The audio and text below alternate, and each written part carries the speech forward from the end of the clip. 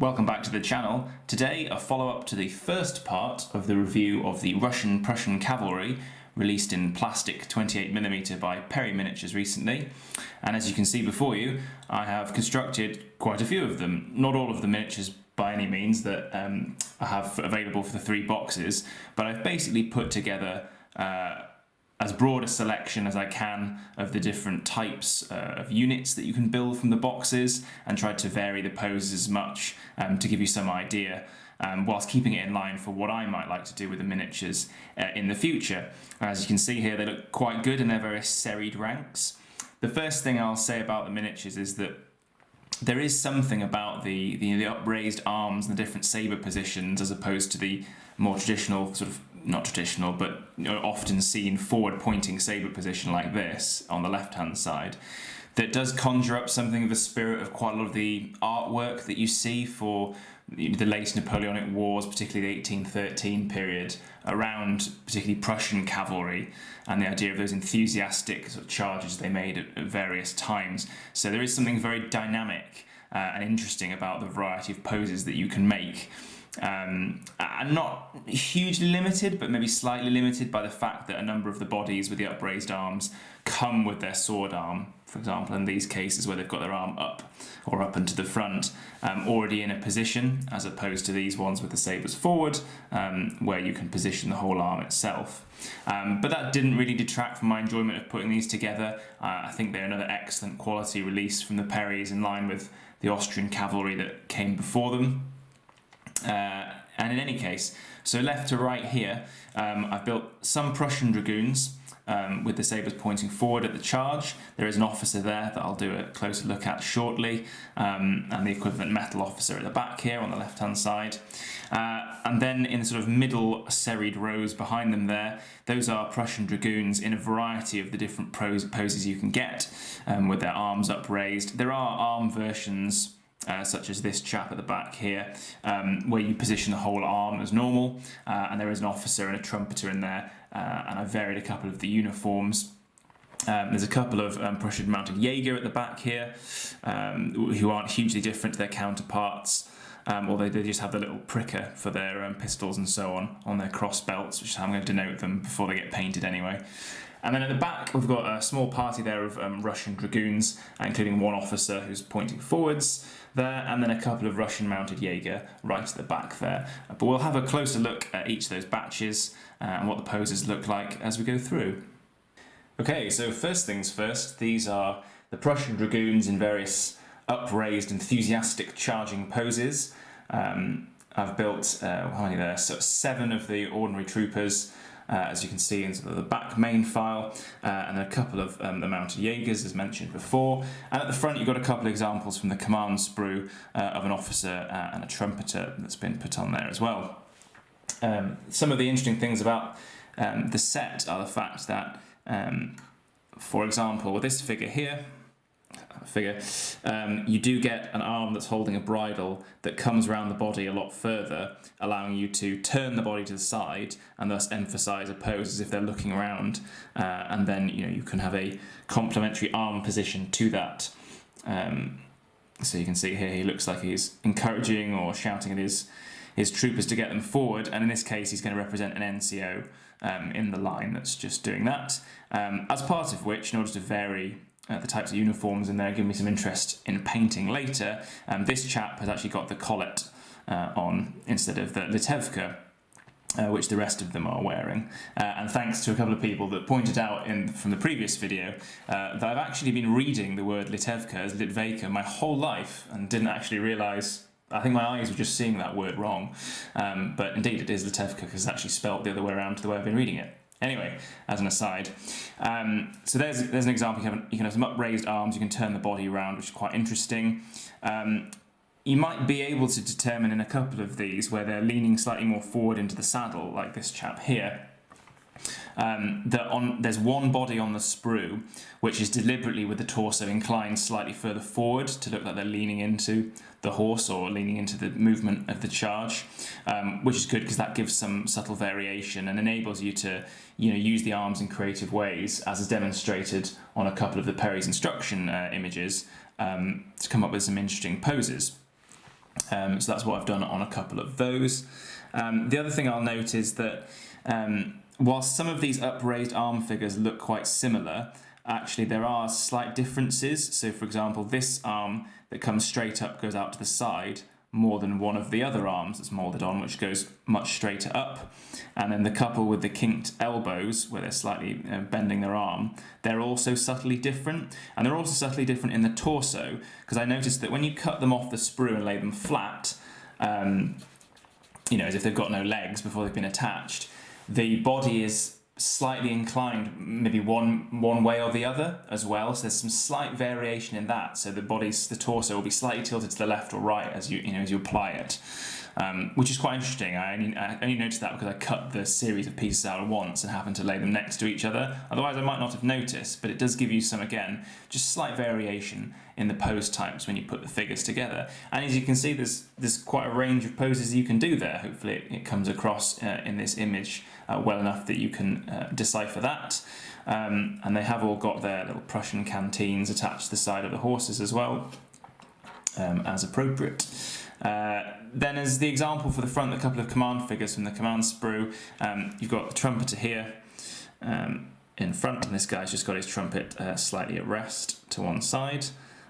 And in this case, this guy has got the Letevka on. There is also an option for a trumpeter in the collet, and in the case of the collet, they have wings. So you just need to be careful when you are putting it together from the command sprue that you pick off. There is an arm that for a trumpet that very obviously has lace wings on the shoulder, but there is a complementary bridle arm, if you like, that you just need to pick out the correct one for. You might end up with a chap that's only got one wing on one side, which, maybe he's had one shot off, but just bear that in mind as you put that together. So that's quite nice. And then you've got the Prussian Dragoon officer here, who I've gone for a slight inclination to the left as well, so it's like he's shouting some form of command. And I quite like shouldered swords often, although I appreciate this particular set is more dynamic than that. But for his case, I've just got him there with a sort of semi-shouldered sword to give a bit of variation, helps mark him out from the line as well. And he's got the long jacket on as well. And the various bits and pieces that came off the command sprue. But yeah, very nice figures, very, very easy to put together as well, I would say. I'm not particularly fazed about the fact that some of the arms were fixed in position.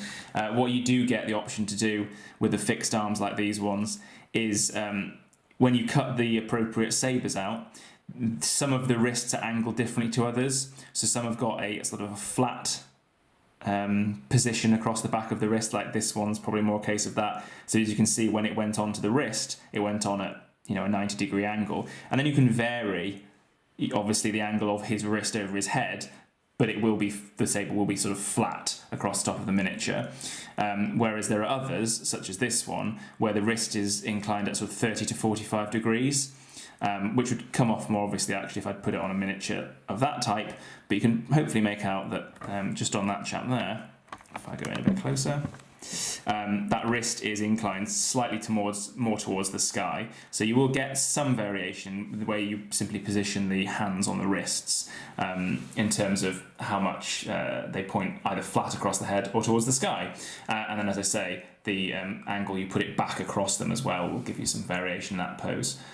So it's not as limiting as perhaps it might first appear. But anyway, we'll go on and have a look at some of the others. Okay, so this is the other party of Prussian Dragoons that I've put together. For the purpose of my own collection, the fact they've got two different poses in them is not a big deal for me, because they're going to be based in sort of two groups of the same regiment to represent two different sets of squadrons. So that just enables me to then play around with the poses. So I've got some different ones in my collection, and these ones have got the sort of more uniform sabre pointing to forwards charging positions. It's not so easy to make out necessarily unless you go right in on them, but I have tried to change some of the positions of the arms and so on, slight head tilts or slight turns of the head, so that when you look at them really close there is some difference between them, but other than that they're much more sort of uniform in their appearance than the others. I think I did maybe put one chap in a collet in there, or possibly not actually in this case. They might all have the Letevka on. There is an interesting change though, which is I've got another officer in there, and this guy's got the quite recognisable Prussian cap on, and it's clearly enthusiastically urging the rest of the unit into the charge. And there is something quite nice about that cap and that pose. This one, actually, if anybody's seen the Perry instructions, like a couple of others you might notice throughout the video, I liked some of the examples they used so much that I thought, oh, I want to do that as well. So this is actually one of those. There's him at the charge there, pointing with his field cap on. Because there's something quite evocative about that look. It sort of harkens towards the way that Prussian uniforms and then later German uniforms are going to look in the 1870s, and then into the First World War. That's a classic flat cap that they have. But yeah, there's not much more to say about that. That is the other version, realistically, you can do with the Prussian Dragoons and their sabres. The sabres are slightly different here. They've got the sort of single bar, if you like, in the hilt that runs down over the knuckles, and that's the variation described in the instructions between the French and English sabres that are available to the Prussian Dragoons. The other figures, which are these ones, have got that more recognisable sort of basket hilt, if you like, and guard around their hand, as opposed to these ones. And you can't interchange that with these arms. These arms have exclusively got that English light cavalry sabre guard on them, as opposed to the other variations of the arms. But yeah, that's the other one for the Prussians. That's their metal-mounted officer, just as an aside, that I've put together. It's very nice. The only piece that you need to glue in is the sword there that goes in quite nicely. And there was very little clean-up on that miniature, as I sort of had noted in the previous video. And yeah, it's a nice complimentary pose, that one. I look forward to painting that up as the brigade commander. So without much more delay, we will go and have a look at the Russian variations that you can do.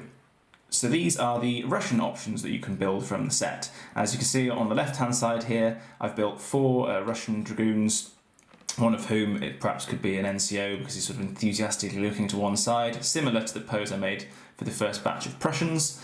We've got an officer here in his short version of the field jacket, and he's just pointing to the front because I wanted to use that version of the arm, essentially, because I thought it looked quite smart. And as a group, actually, I think Russian Dragoons do look quite smart in their sort of combed helmets and everything about that. Something very evocative of the period, I think. Yeah, there's not a huge amount more to say, as people will hopefully be aware of for the set. It's very interchangeable. Realistically, the biggest difference here is some of the minor details for the command sprue and the helmets is the biggest thing. The Russians here are all in their short jackets. They're not in their tevkas or anything like that. And there's not a huge amount more to be said, as I say. The only thing I haven't attached on the other side of them is the Dragoon musket that they had, which was withdrawn from service at the end of 1812 to be issued to the infantry instead.